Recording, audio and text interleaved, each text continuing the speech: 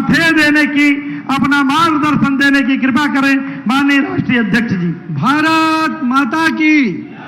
भारत माता की, भारत माता की। जय श्री राम, जय श्री राम। वंदे वंदे।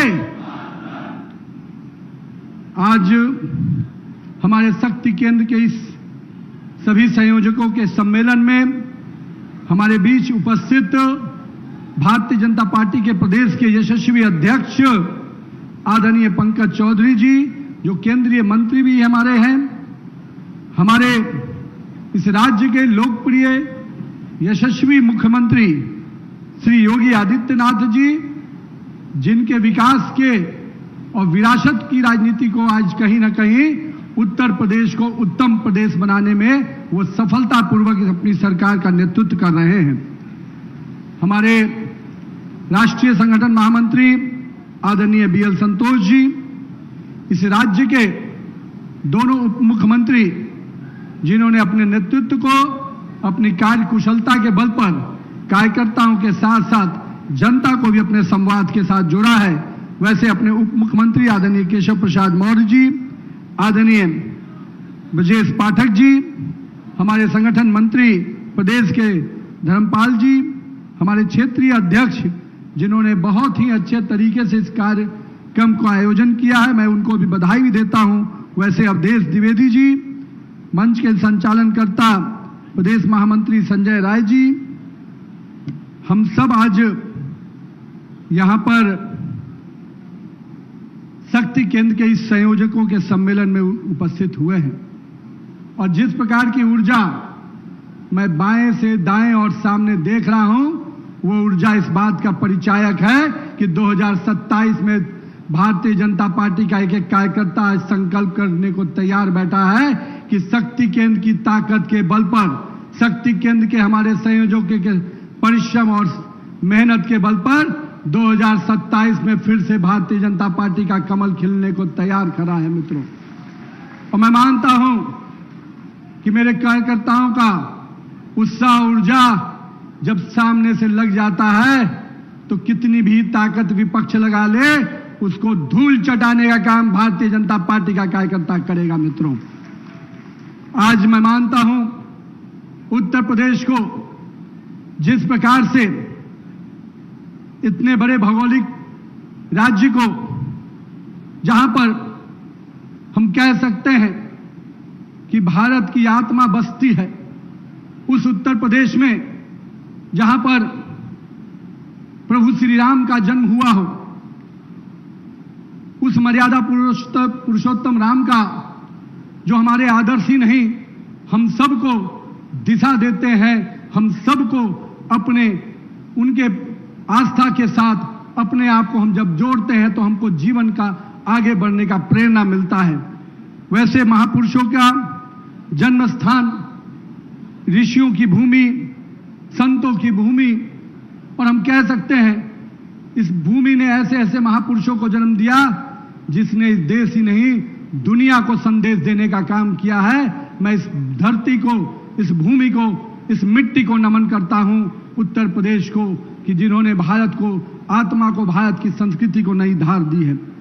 आज के दिन मैं श्रद्धेय अटल बिहारी वाजपेयी जी को भी याद करना चाहता हूं, जिन्होंने हम सबको, इस उनकी ये कर्म भूमि है और इस कर्म भूमि में हमारे कार्यकर्ताओं ने कितने ही प्रेरणा लेकर आज इस देश को नेतृत्व देने का काम श्रद्धेय अटल बिहारी वाजपेयी के नेतृत्व में लोगों ने किया है। लेकिन मित्रों, आज जिस स्थल पे हम जुटे हैं, मैं मानता हूं कि मैं जब आया यहां पर और माननीय मुख्यमंत्री, माननीय प्रदेश अध्यक्ष, माननीय अपने दोनों उप मुख्यमंत्रियों के साथ इस राष्ट्र प्रेरणा स्थल का जब भ्रमण कर रहा था, तो मेरे अंदर एक गर्व की भावना आई। मुझे लगा कि उत्तर प्रदेश ने तो बहुत आयाम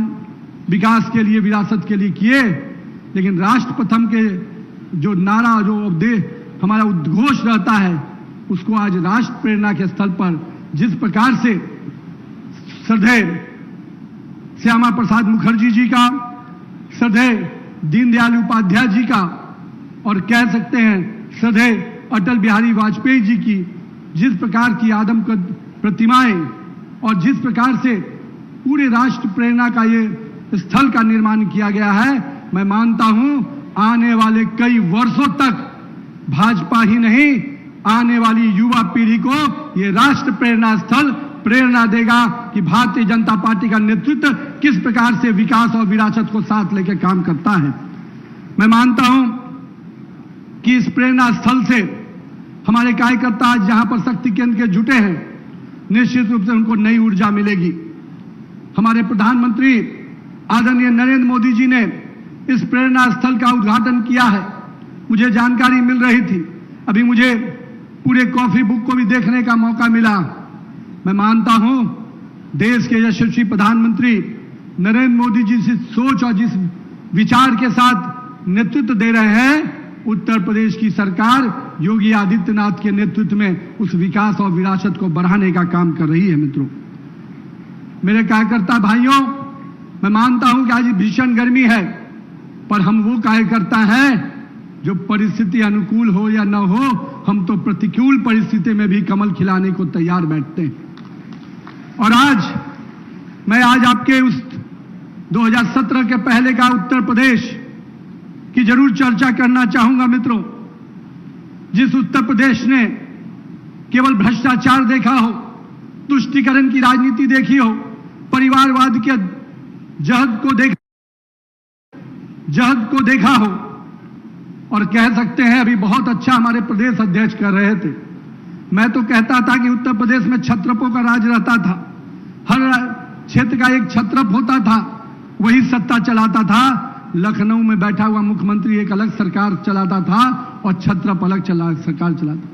लेकिन हमारे प्रदेश अध्यक्ष ने अच्छा कहा, हर जिले में हमारी सरकार का, नरेंद्र मोदी जी का विजन है 1 डिस्ट्रिक्ट 1 प्रोडक्ट, और उस समय तथाकथित सरकारों का मॉडल होता था हर जिले का हर अलग दादा, हर जिले का अपना गुंडा, हर जिले का अपना माफिया। लेकिन मैं कह सकता हूं भारतीय जनता पार्टी की सरकार ने उस गुंडे राज को, उस माफिया राज को हर जिले ही नहीं, हर गांव और कस्बे से भी समाप्त करने का काम किया है। मित्रों, भारतीय जनता पार्टी का नेतृत्व जिस प्रकार से पिछले 9 वर्षों में यहां पर नए नए विकास के आयाम को जोड़ने का काम किया हो, आज इंफ्रास्ट्रक्चर के माध्यम से जिस प्रकार से इस राज्य की नई तस्वीर पूरे देश और दुनिया में जा रही है, यहां का जो विकास का मॉडल है, जो अंतिम व्यक्ति तक विकास की योजना को पहुंचाने का, उस मॉडल को भी आज इस राज्य का नेतृत्व नीचे तक पहुंचाने का काम कर रहा है। मैं कह सकता हूं कि वेलफेयर स्कीम को एक समय था इस देश में कहा जाता था, इस देश के मुखिया और प्रधानमंत्री कहते थे कि दिल्ली से 1 रुपया चलता है तो गरीब के खाते में 15 पैसा पहुंचता है। पर मुझे खुशी है, देश के प्रधानमंत्री नरेंद्र मोदी जी ने देश के गरीब जनता के जनधन खाते के माध्यम से अब वो व्यवस्था पैदा कर दी कि आज दिल्ली के सरकार का हो या राज्य में बैठी हुई योगी आदित्यनाथ की सरकार का 1 रुपया गरीब के खाते के लिए चलता है तो 1 रुपया गरीब के खाते तक पहुंचाने का काम किसी के करते हैं तो हमारे नरेंद्र मोदी जी और योगी आदित्यनाथ जी करते हैं। मित्रों, ये बहुत बड़ा परिवर्तन है। कई बार इस परिवर्तन को हम देख नहीं पाते हैं, समझ नहीं पाते हैं, लेकिन सोचिए एक समय कैसे बिचौलियों का राज चलता था और दिल्ली और लखनऊ में बैठी हुई सत्ता इसका पूरी तरह से इसका फायदा अपने लिए लेती थी। मित्रों, आज मैं कह सकता हूं कि उत्तर प्रदेश को उस बदहाली से, उस तुष्टीकरण से, उस अराजकतावादी नीति, गलत नीतियों से बाहर निकालने का काम हमारी सरकार ने किया है। मित्रों, और हम कह सकते हैं कि आज उत्तर प्रदेश को विकास के पैमाने पर जिस प्रकार से अग्रणी राज्यों की भूमिका में लाने का काम किया गया है, पहले तो उत्तर प्रदेश और बिहार को बीमारू राज कहा जाता था। लोग कहते थे कि उत्तर प्रदेश और बिहार का कुछ हो ही नहीं सकता, पर देखिए नरेंद्र मोदी का नेतृत्व और भारतीय जनता पार्टी का नेतृत्व और डबल इंजन सरकार का नेतृत्व आज उत्तर प्रदेश और बिहार विकास के कई पैमाने पर सबसे आगे बढ़कर काम कर रहा है। मित्रों, मैं इसलिए इन राज्यों की बात कर रहा हूं जिन राज्यों में अपराधियों का राज होता था, जंगल राज होता था, उन अपराधियों को राज को खत्म करने का काम हमारी सरकार ने किया है। जब शाम में महिलाएं घर से निकलने के लिए डरती थी, शाम में महिलाएं को लगता था कि मेरे बच्चे, मेरे घर के पति, मेरा बेटा अगर बाहर गया है तो वो सुरक्षित वापस लौटेगा कि नहीं लौटेगा, ये संशय की स्थिति में महिलाएं रहती थी। लेकिन आज महिलाएं गर्व से कहती हैं कि हम योगी आदित्यनाथ के राज में रहते हैं, हम माननीय नरेंद्र मोदी के राज में रहते हैं, हमारे लिए कोई डर नहीं, कोई भय नहीं है। मित्रों, मैं इसलिए आज इस बात की चर्चा कर रहा हूं। मित्रों, देश में आज प्रधानमंत्री जी युवा, महिला, गरीब, किसान की बात करते हैं। देश की आधी आबादी को भी किसी ने सम्मान दिलाया, 12 करोड़ शौचालय बने, लखपति दीदी योजना के माध्यम से महिलाओं को आत्मनिर्भर बनाने का काम उन्होंने किया। और मैं कह सकता हूं, हमारी सरकार ने आधी आबादी को सम्मान भी दिया, स्वाभिमान भी दिया, और आने वाले समय में उनको अधिकार भी देने का काम हमारी सरकार करने जा रही है। मित्रों, आज इस राज्य को जिस प्रकार से इसके विरासत को संजोने का काम किया गया हो, मुझे याद है पटना से बनारस बहुत कम दूर है। मित्रों, मैं बनारस जब आता था तो काशी विश्वनाथ की उस तंग गलियों में से गुजरकर भोले बाबा का दर्शन करने जाता था। मेरे मन में एक अलग ही हीन भावना आती थी कि आज हमारे भोले बाबा को किस प्रकार से तंग गलियों में सिकुड़ दिया गया है। मुझे मालूम है कि आप भी बाबा विश्वनाथ के दर्शन करने जाते होंगे, लेकिन उस कालखंड को याद कीजिए और आज का काशी विश्वनाथ देखिए। आपको गर्व होता होगा कि मैं हर भारतीय को कि आज मेरे आराध्य देव भोले बाबा का दर्शन करने के लिए गंगा के तट पर काशी विश्वनाथ को जब देखता हूं तो मुझे बहुत ही गर्व होता है। मित्रों, मैं आज इसलिए इसकी चर्चा कर रहा हूं, चाहे अयोध्या का प्रभु श्री राम का मंदिर हो। आज कुछ लोग कह रहे हैं कि किस प्रकार से वहां पर चर्चा कर रहे हैं। मैं आज उस चर्चा पर जरूर आऊंगा। मित्रों, ये वही लोग हैं जिन्होंने प्रभु श्री राम के होने के अस्तित्व पर सवाल उठाया था, सुप्रीम कोर्ट में हल्फनामा दायर किया था कि प्रभु श्री राम एक काल्पनिक चीज हैं। उन्होंने कहा था कि श्री राम सेतु के होने पर सवाल उठाया था। ये वही लोग हैं, ये वही लोग हैं जिन्होंने